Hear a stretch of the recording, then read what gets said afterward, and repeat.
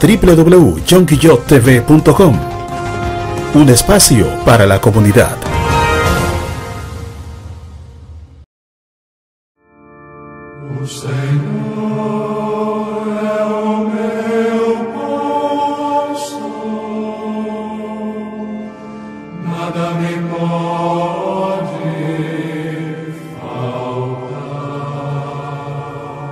La mayoría de sus arquitectos no eran ni dominicanos siquiera, eran franceses y españoles.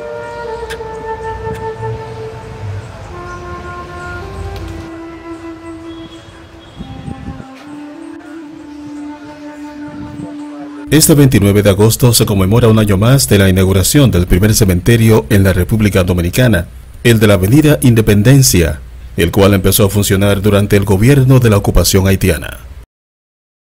Este cementerio, que antes de que existiera el cementerio ya era un elemento donde se enterraban gente, se enterraban así, por escarmiento mataban gente y lo enterraban aquí, y al final quedó siendo el cementerio municipal, el cementerio metropolitano, y que en él alberga toda una historia desde 1824, con la intervención haitiana, hasta hoy en día. Fue Jean-Pierre Boyer quien mandó a construir, o sea, acuérdense que los haitianos tenían toda una cultura mucho más avanzada que los españoles, y como tal, donde quiera que llegaban, cosas como esta eran de importancia para ellos. Este cementerio, que para nosotros es un cementerio patrimonial, un cementerio eminentemente histórico, social, antropológico, y si se quiere, donde podemos hacer una lectura de lo que era la cotidianidad de esa época y un elemento fundamental, la salud y la enfermedad. Inaugurado el 29 de agosto de 1824, con la inhumación del cuerpo de la adolescente Juana Flores, convirtiéndose en la baronesa del cementerio. Tiempo después sería nombrado Cementerio Católico, luego se le conocería como Cementerio Cosmopolita, y por último, el 29 de marzo de 1887, sería denominado por el ayuntamiento como Cementerio Municipal.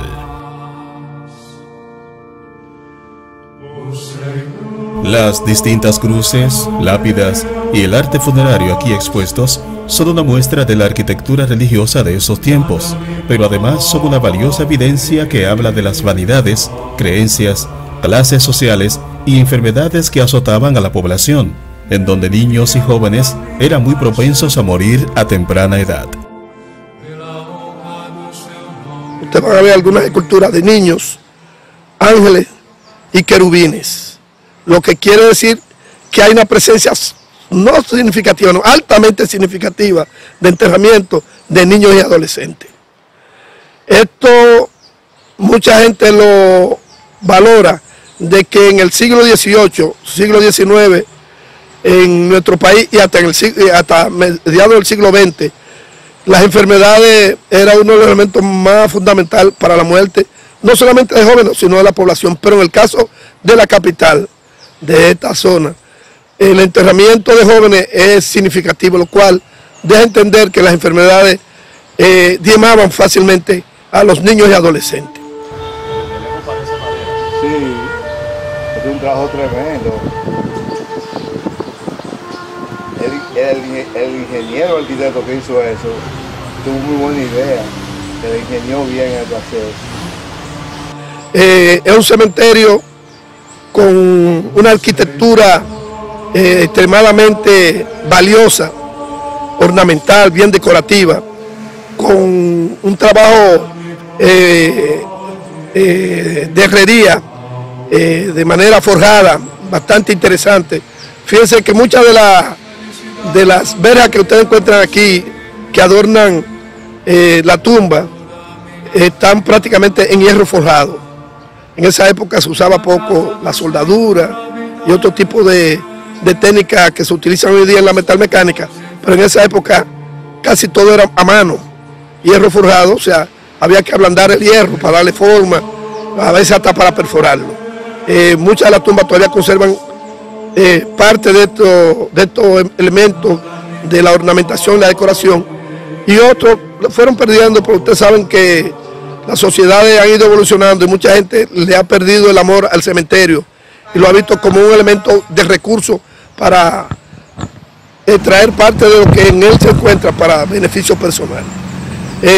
Muchas de las tumbas fueron alteradas, profanadas, y a muchas se les eliminó el mármol.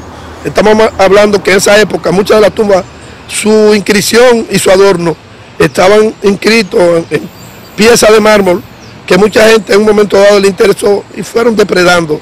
Por eso vemos que siendo un cementerio importante, un cementerio que debía ser de defensa de la gente de la ciudad, se ha convertido en un espacio olvidado, descuidado, maltratado por la población que no ha tomado en cuenta que esto es parte de la historia de la ciudad de Santo Domingo. Senhor, para nós é refúgio e vigor, sempre pronto mostrou-se socorro na angústia. Un elemento importante que hay que destacar en todo cementerio es la primera persona que se entierra. En el caso de este cementerio, la primera persona, una adolescente llamada Juana Flores, que todavía hay en su entrada hay una inscripción donde está su nombre y la fecha en que fue enterrada. La historia de Juana Flores antes de ser la baronesa es la de un amor frustrado. Según la historia, esta tomó veneno luego de que sus padres le negaran un noviazgo. Con tan solo 17 años, murió el 28 de agosto de 1824, un día antes de la inauguración del cementerio. La tumba aludida resulta muy visitada y hasta recibe ofrendas que le hacen algunos visitantes. Lo importante de eso es adolescente. ¿Por qué yo destaco el fenómeno de adolescente? Usted va a ver aquí muchas de las tumbas, personas que no llegaron a la mayoría de edad. Estamos hablando de niños y adolescentes. O sea, una ciudad que parece que la enfermedad era muy fuerte en esa época y diezmaba hasta la población económicamente más alta. No estamos hablando de la población pobre, no, estamos hablando de los que tenían dinero. Aquí ustedes lo pueden ver en la familia que está enterrada con ángeles, querubines, eso no era pobre. Esas esculturas eran hechas por los artistas de la época, grandes artistas de la época, como Abelardo Rodríguez Urdaneta, que se considera uno de los padres de la escultura dominicana.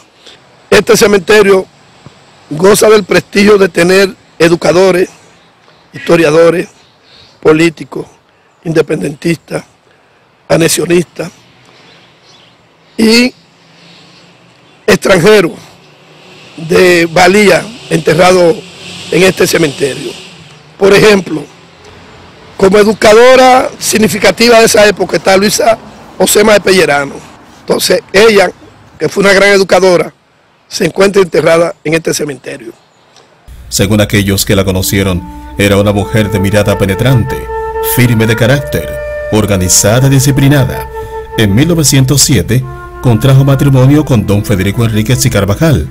Falleció el 28 de marzo de 1927. Como historiador y padre de la sociología está enterrado Pedro Francisco Bonó. No estamos hablando de cualquiera, estamos hablando de una figura clave en la letra dominicana, un escritor de profundidad, padre de la sociología dominicana.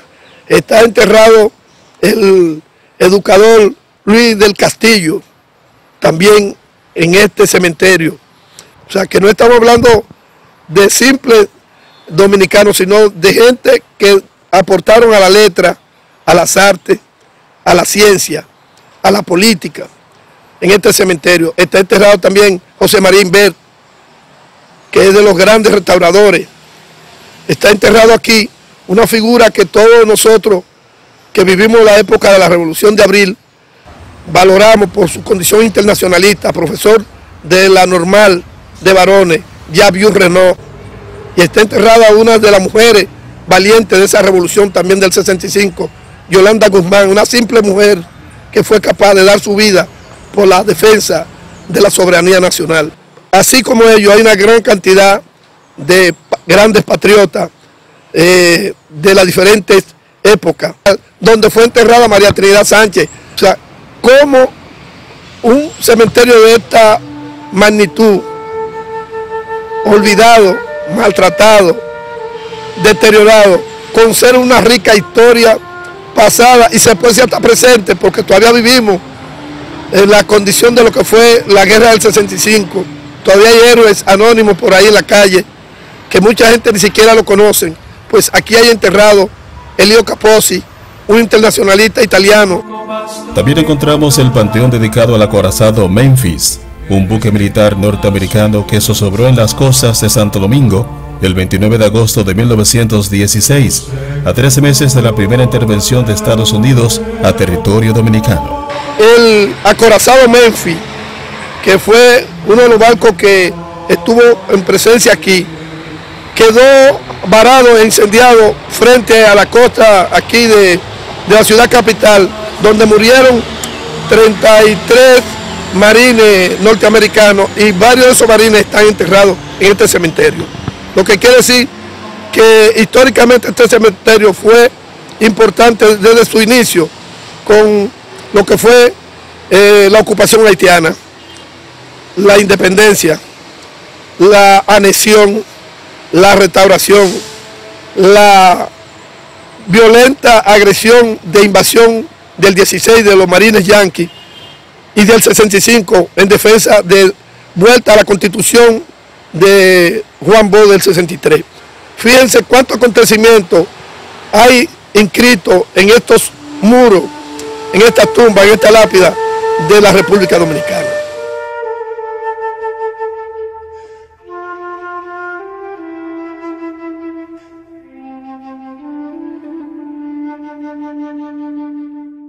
También podemos identificar la diferencia de clase, la diferencia de creencia en la tumba y en los espacios. En los inicios de este cementerio, la población de la ciudad estaba constituida fundamentalmente por cristianos, judíos y musulmanes. O sea, estamos hablando de criollos, que después pasaron a ser dominicanos, de judíos que vinieron desde un principio, sefardíes y los que se fueron agregando, y de musulmanes, árabes, que nosotros decimos árabes a todos, pero que con sus denominaciones eran sirios, palestinos, libaneses, turcos, jordanos, que se instalaron aquí en la ciudad capital. Entonces, ¿qué tuvieron que hacer? Dividir el cementerio por áreas religiosas, los católicos en esta área, los judíos en el fondo y los musulmanes hacia el otro lado.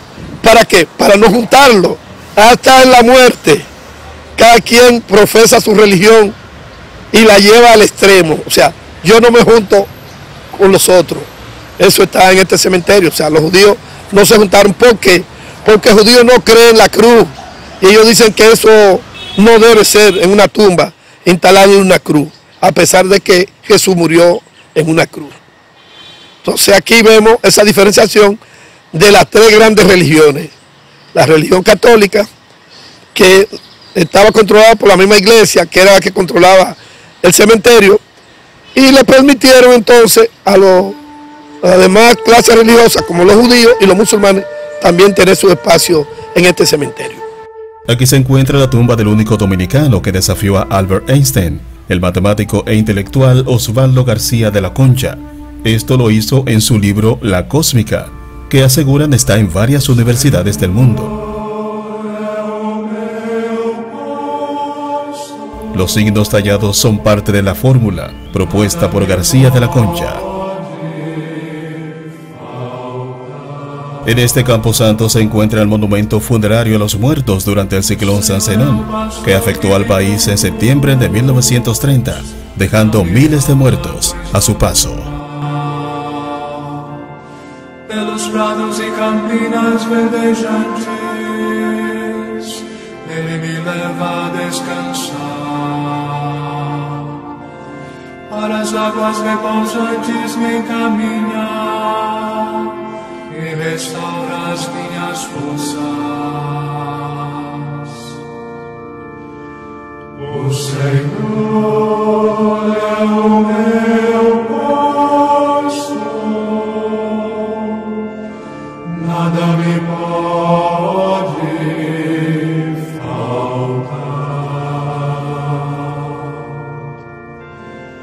Ele me guia no caminho mais seguro, pela honra do seu nome.